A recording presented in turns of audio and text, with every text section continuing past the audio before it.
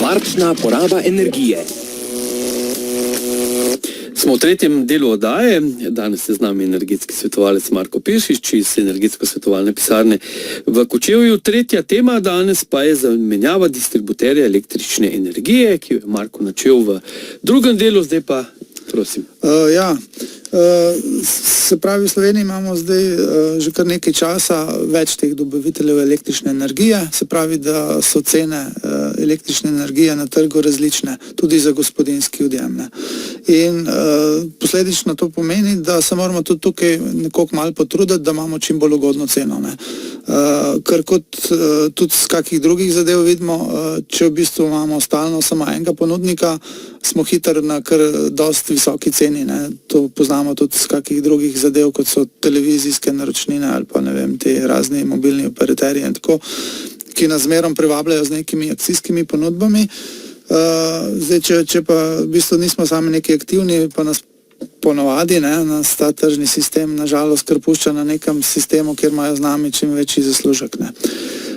Nažalost je tudi pri elektriki tako, tudi sam sem tu na lastnih izkušnjah, tudi s Tomijem smo se pogovarjali, kjer ga dobavitelja ima kdo, pa pravi, da bi mogoče bilo pa dobro, da bi se zamenil.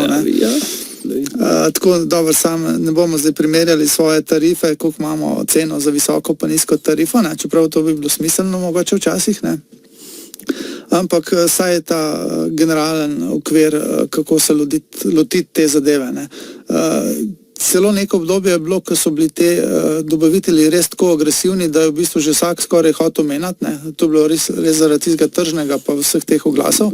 Takrat se je to res na veliko menjalo, po zličnih nekih podatkih pa v bistvu na leto zamena tega dobavitelja sem še nekje od 4 do 7% odjemalcev.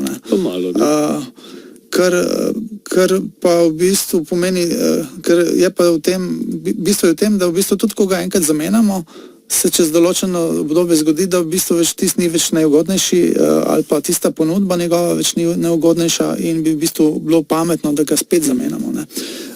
Na trgu na Sloveniji je v bistvu zdaj nekje 15 ali pa zdaj še več mogoče, ker so se zdaj v letošnjem letu še nekateri novi pojavili, teh dobaviteljev energije. In v bistvu imamo zdaj, da te prav ga zberemo kar malo dela, da pregledamo te ponudbe, primerjamo in v bistvu, da se odločimo za to najbolj ugodno. Zdaj pri teh ponudbah je še tako, v bistvu pred časom so bile tukaj tudi neke vezave, tudi na 2 leti so nas hoteli vezati in tako naprej. Zdaj že sama zakonodaja pač ne dopušča več tako dolge vezave, ampak je ta vezava lahko največ za 1 leto, zdaj po zakonodaji. Edino v primerih, če kupimo pri temu dobavitelju potem še kako televizijo zraven ali pa ne vem, nam ta lahko v bistvu to vezavo še za tisti rok podaljša. Drugače pa je to 1 leto maksimum, kar nas lahko vežejo. So pa potem te ponudniki v bistvu imajo spet različne te ponudbe oziroma ugodnosti. Ena je v bistvu zajamčena cena, tako da v bistvu nam lahko nudijo v bistvu celotno to obdobje zajamčeno ceno, se pravi eni nudijo 1-letno potem zajamčeno ceno, eni do določenega termina, naprimer do konca poletja vam jamčimo to ceno, eni nudijo celo 2-letno ceno. Kar je pa v bistvu potem lahko pri teh večjih porabah, sploh tam, kjer so tukaj še ta ogrevanja na elektriko, lahko v bistvu to kar velik prihranek. Zdaj že z povprečnega odjemalca, kot če smo prej rekli, tam 5000 do 7000 kWh, pa je to nekje mesečni strošek tam 500 ali pa nekaj več evrov za to navadno elektriko. Je tukaj te prihranki, če so tukaj od 15 do 20%, je to lahko že kar nekaj denarja. Se pa nekje ocenjuje, da je lahko pri povprečnem prihranek nekje tam okrog 85 evrov na gospodinjstvo. Se pravi, ni tako zanemarljiv, oziroma je to že kar ena položnica ali pa ena dobra položnica na gospodinjstvo. Tako da se v bistvu tudi tukaj splača malo potruditi in tega dobavitelja kar menati oziroma biti pozoren na to. Tako kot pač spremljamo cene, naprimer, če imamo, ne vem, olje ali pa pelete nabavljamo, iščemo najcenejšega dobavitelja, tudi pri elektriki, sploh če imamo toplotno črpalko za ogrevanje, dobro oziroma pametno, če hočemo zmanjšati še ta strošek, še malo zmanjšati, da iščemo te bolj ugodne dobavitelje. Zdaj, kako se znajti na tem trgu teh dobaviteljev, je spet druga zgodba, ne? Se pravi, da imajo različne te ponudbe, kot te tržne zadeve, tudi v trgovinah je zmerno dobro kako akcijo pol najdeti, ne?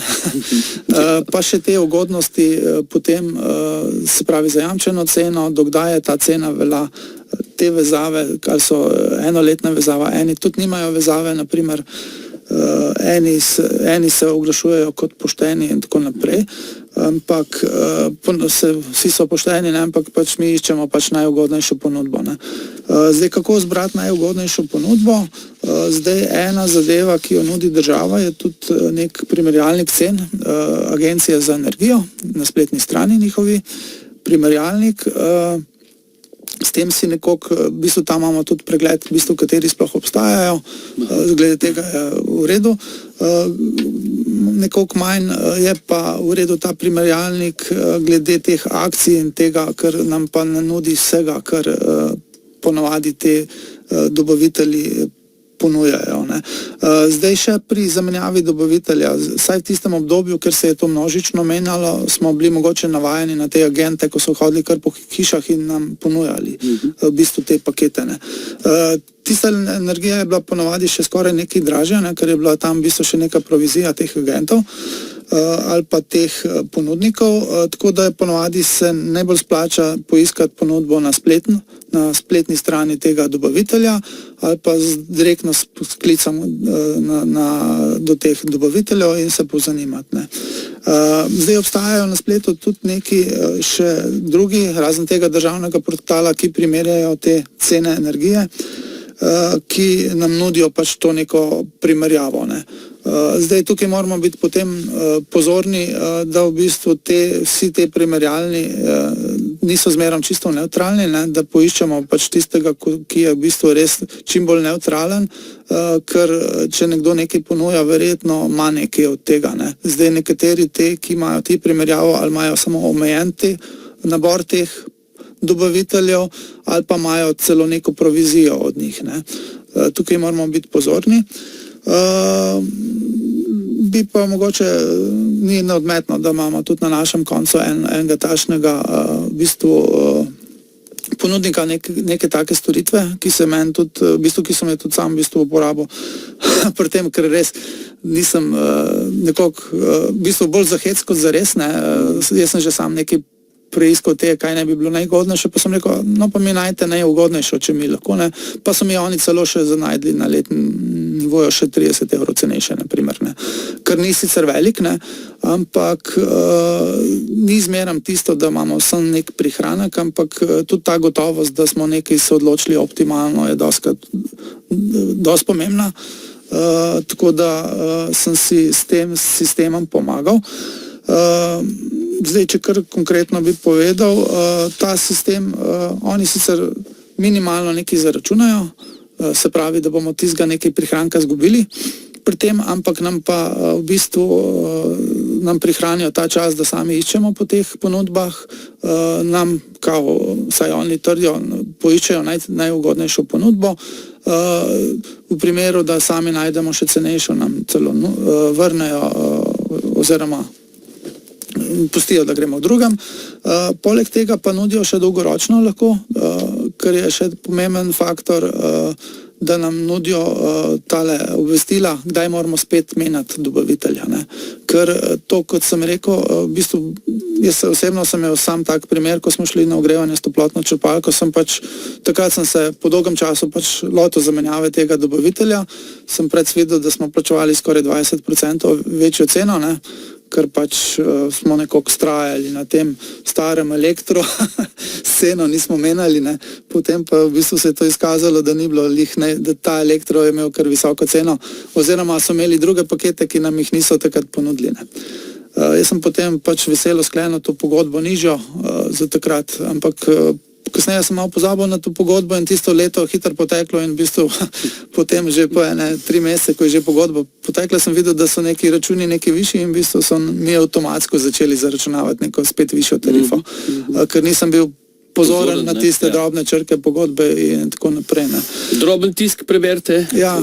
Zdaj tukaj je, se pravim, da je da je v bistvu težko biti pozoren na vse te, tudi nimamo časa stalno spremljati. Tako da mogoče z te platforme lahko poslužujemo. Zdaj, če bo koga zanimalo, v Kočevju se pač ukvarja ena ekipa s tem primerjanjem cene energije. To je pač komercialno naziv je Šokstrom, ima tudi spletno stran. Jaz sem v bistvu, ki nudijo pač za nek minimalni znesek, vam poiščejo najugodnejšo ponudbo. Zdaj, mislim, da se bi v večini primerov teh bolj lenih, kot sem bil tudi jaz, saj v neki fazi teh investitorjev, to splačalo, ker hitro pozabimo potem poiskati najugodnejšo, ko nam potečejo pogodbe in tako naprej. Se nekako ne zavedamo, sicer niso neki na mesečnem nivoju, to neki prihranki, ne vem koliko, ampak na letnem se pa to, kot smo rekli, lahko prihranki povprečni so nekje do 100 evrov, ne, ali pa pri nekaterih, ki imajo večjo porabo, lahko pa še večji. Ne. In tukaj v bistvu zelo čista neumnost, da mečemo ta denar stran, se tukaj splača nekoliko potruditi. No. Če ne drugega, pa mogoče soseda malo poprašamo, koga ima in tako naprej in gremo tudi s to zamenjavo dobavitelja. Tudi v tem času, zdaj ko je mogoče še posebej ugodno, ker so cene še nekoliko padle, bomo nekaj imeli prihranka tudi od same zamenjave. Sicer energije ne bomo prišparali, bo pa ta energija cenejša. Ne. Se pravi, kot pri nekem gorivu bomo dobili energijo za cenejšo ceno. Tako da je tudi tukaj nekaj na tem. No, tako da vse, ko jih to še zanima, da se lahko pač obrnejo tudi na nas v pisarni in bomo malo povedali, kje je ta primerjalnik, ta državni z agencije za energijo, pa te ostale. Tudi sami pa ne spremljamo mi, da bi imeli, sicer bilo fajn, ne, če bi prišli našo pisarno, pa bi rekli, ta je najugodnejši, ampak je že od teh ponudb je zelo res na trgu toliko, da jih v bistvu ne moramo mi spremljati, pa najugodnejšega iskati, ampak kot pravim, tudi ta ponudnik Šokstrom nudi to storiti, mislim, te ponudbe ali pa še kak drug, no. Verjetno. Ja. Tako. To. Dobro, hvala lepa za danes, Marko.